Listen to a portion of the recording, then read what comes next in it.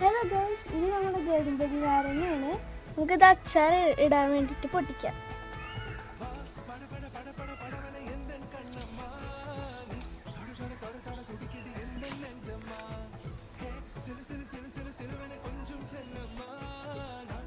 ഇത് നല്ല മണം കിട്ട.